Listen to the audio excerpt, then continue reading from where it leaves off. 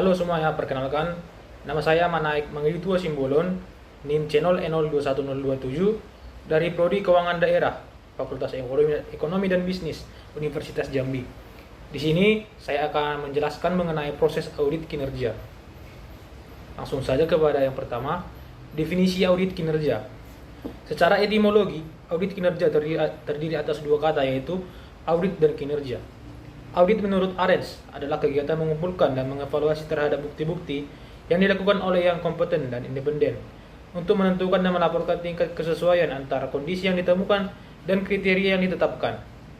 Sedangkan menurut Stephen F. Robbins, kinerja merupakan hasil evaluasi terhadap pekerjaan yang telah dilakukan dan dibandingkan dengan kriteria yang telah ditetapkan bersama. Selanjutnya, Pasal 4 ayat 3 Undang-Undang Nomor 15 Tahun 2004 tentang pemeriksaan pengelolaan dan tanggung jawab keuangan negara mendefinisikan audit kinerja sebagai audit atas pengelolaan keuangan negara yang terdiri atas pemeriksaan aspek ekonomi dan efisiensi serta pemeriksaan aspek efektivitas. Kemudian berdasarkan Peraturan Pemerintah Nomor 60 Tahun 2008 tentang SPIP mendefinisikan audit kinerja sebagai audit atas pengelolaan keuangan negara dan pelaksanaan tugas dan fungsi instansi pemerintah yang terdiri atas aspek kehematan, efisiensi, dan efektivitas dari berbagai definisi di atas. Dapat disimpulkan bahwa audit kinerja adalah audit yang dilakukan secara objektif dan sistematis terhadap berbagai bukti dan untuk menilai kinerja entitas yang diaudit dalam hal ekonomi, efisiensi, dan efektivitas. Kemudian pentingnya audit kinerja. Ada pentingnya audit kinerja ini yang pertama bagi pemerintah, yaitu audit kinerja dapat menjadi ukuran penilaian dan perbaikan atas 3E atau ekonomi, efektivitas, dan efisiensi dari program kegiatan pemerintah dan pelayanan publik. Yang kedua atau B, legislatif dan masyarakat, yaitu untuk memberikan informasi independen apakah uang negara digunakan secara 3E yang tadi di atas itu pemerintah, serta mendukung pengawasan dan pengambilan keputusan oleh legislatif. Kemudian untuk BPK, melakukan peningkatan kematangan organisasi dan nilai BPK di masyarakat. Kemudian untuk meningkatkan motivasi pemeriksa dan mendorong kreativitas pembelajaran. Kemudian audit kinerja untuk akuntabilitas publik. Akuntabilitas publik meliputi yang pertama, akuntabilitas kejujuran dan akuntabilitas hukum atau accountability for probity and legality. Yang kedua ada akuntabilitas proses atau process accountability. Yang ketiga, akuntabilitas program atau program accountability. Yang keempat, akuntabilitas kebijakan atau policy accountability.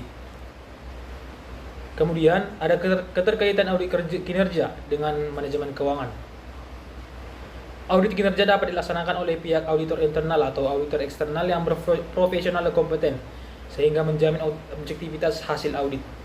Dalam melaksanakan audit kinerja, penting bagi auditor untuk memiliki pengetahuan yang memadai tentang pengelolaan terhadap hasil-hasil, khususnya sistem perencanaan, penganggaran, dan sistem pengindikator kinerja yang dimiliki atau melekat pada suatu instansi pemerintah, yang mana informasi ini dipegang oleh manajemen keuangan. Pendekatan auditor pada bagian ini bertujuan untuk memperoleh dokumen yang mencukupi untuk memeriksa peraturan dasar organisasi yang memahami sejarah serta kondisi operasi sekarang. Auditor seharusnya mengenal struktur organisasi, sistem pengendalian, laporan keuangan, sistem informasi pegawai, dan pelaksanaan administratif. Kemudian ada istilah-istilah dalam audit kinerja. Ada istilah umum yang digunakan dalam audit kinerja, diantaranya itu performance audit dan value for money atau VFM audit. VFM audit mengacu pada penilaian apakah manfaat yang dihasilkan oleh suatu program lebih besar daripada biaya yang dikeluarkan atau masih mungkinkah melakukan pengeluaran dengan bijak. Istilah VFM audit banyak digunakan di Kanada dan negara persemakmurannya. Secara internasional, performance audit ialah istilah resmi yang digunakan oleh kalangan Intosai. Istilah yang juga sering dijumpai ialah audit manajemen, audit operasional, dan audit ekonomi dan efisiensi. Istilah ini digunakan untuk menilai dalam aspek ekonomi dan efisiensi dari pengelolaan organisasi. Istilah lain ialah audit program atau audit efektivitas yang ditujukan untuk menilai manfaat atau pencapaian suatu program. Gabungan antara audit manajemen dan atau operasional dan audit program merupakan audit kinerja. Kemudian ada karakteristik audit kinerja. adalah sesuatu yang hanya dimiliki oleh audit kinerja. Yang membedakan audit kinerja dengan jenis lainnya adalah yang pertama, audit kinerja berusaha mencari jawaban atas dua pertanyaan dasar berikut. Yang pertama, apakah sesuatu yang benar telah dilakukan atau doing the right things? Apakah sesuatu telah dilakukan dengan cara yang benar? Pertanyaan pertama ditujukan terutama untuk membuat kebijakan. Ya, untuk selanjutnya bisa kita lihat di sini. Teman-teman bisa pause. Yap. Kita lanjut. Yang kedua, proses audit kinerja dapat dihentikan apabila pengujian terinci dinilai tidak akan memberikan nilai tambah yang signifikan bagi perbaikan manajemen, atau kondisi internal lembaga audit dinilai tidak mampu untuk melaksanakan pengujian terinci. Seperti yang dikatakan Profesor Sumarjo Ticro Sidojo tahun 1980 memberikan karakteristik audit kinerja sebagai berikut. Kita bisa lihat teman-teman. Silakan di-pause. Yap. Kita lanjut. Kemudian ada manfaat audit kinerja. Yang pertama itu untuk peningkatan kinerja. A. Mengidentifikasi masalah dan alternatif. Penyelesaiannya, auditor sebagai pihak independen dapat memberi pandangan kepada manajemen untuk melihat permasalahan secara lebih detail dari sisi operasional. Sehubungan dengan itu, auditor dapat melakukan diskusi dengan orang-orang yang bergelut dalam operasional dan menginformasikan hal tersebut kepada manajemen. B. Mengidentifikasi sebab-sebab aktual dari suatu masalah yang dapat dihadapi dengan kebijaksanaan manajemen atau tindakan lainnya. Auditor harus dapat menetapkan masalah yang aktual dan solusi untuk mengatasinya. Auditor sebaiknya tidak memberi rekomendasi atau usulan bila ia tidak dapat membantu proses rekomendasi tersebut. C. Mengidentifikasi peluang dan kemungkinan untuk mengatasi keborosan dan ketidakefisienan. Pengurangan biaya merupakan hal yang penting dalam audit kinerja.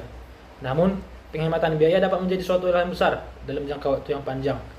Biaya harus berada pada tingkat yang tepat jika perlu melakukan pemotongan. Keputusan mengurangi biaya adalah itu harusnya mempertimbangkan dampaknya bagi kegiatan operasional yang akan datang. D. Mengidentifikasi kriteria untuk menilai pencapaian tujuan organisasi pada situasi tertentu. Kriteria tidak ada, oleh sebab itu auditor dapat membantu manajemen dalam membangun kriteria itu.